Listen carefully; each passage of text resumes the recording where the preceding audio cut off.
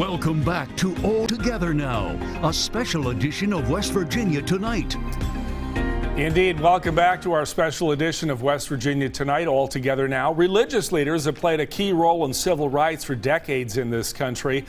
Right now, we are joined by Reverend Darrel Cummings of the Bethlehem Apostolic Temple in Wheeling, Reverend D.D. Meighan from First Presbyterian Church in Fairmont, and Pastor Damon Hamby from the Vernon Church of Lanark in Beckley. First question I want to toss out there is to Reverend Darrel Cummings up in Wheeling, because you're not just a reverend, you have spent time serving on you've spent time working on the police commission in Wheeling. You're also a chaplain at 2 state prisons, so you know something about the issue of law enforcement.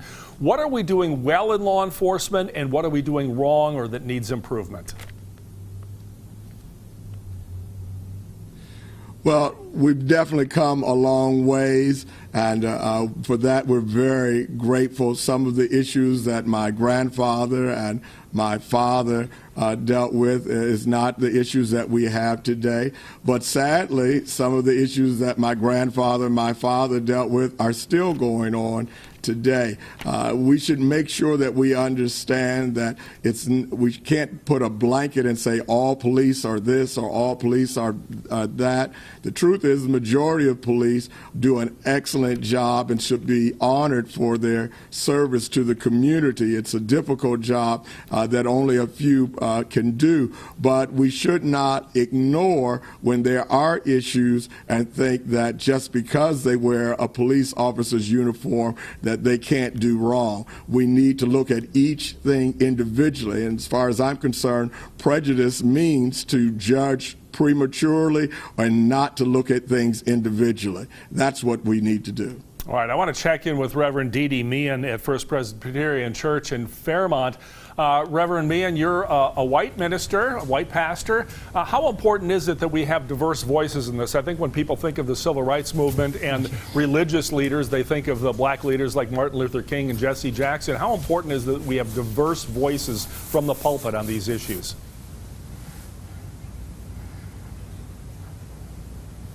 Well, thank you. My earphone just went out, so I didn't hear all the question except the beginning part of it. I am no longer the interim minister at First Presbyterian Church. They had me for 2 years. But as a white minister, I've always been involved. I've tried to always be involved in racial unity. I began that about 11 years ago when I began taping from public access television our programs of city council and county commission, because I felt it was extremely important for the people to get the information so they can make up their minds about what is happening.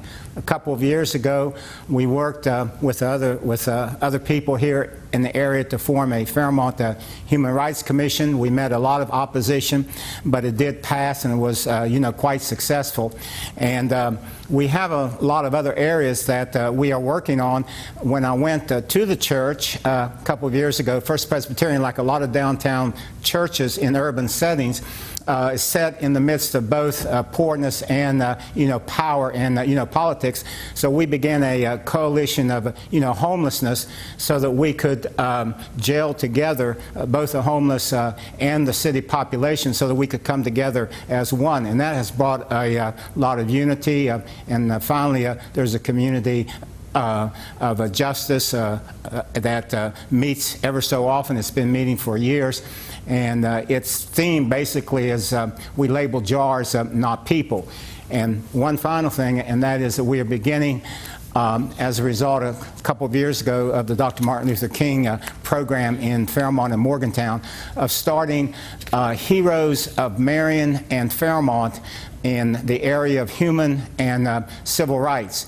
There are many people in Marion County who have brought together the sense of unity between blacks, whites, and we want to celebrate that because we are afraid in our history in the schools that we have lost those people who through the years have made substantial contributions to human and civil rights. So that's what we're doing here in Fairmont and Marion County. Let me check back in with Pastor Cummings, because this shouldn't just be a debate about or a discussion about law enforcement issues. What about economic development, health care, education, jobs? We only have about 30 seconds. That's a lot to chew on there.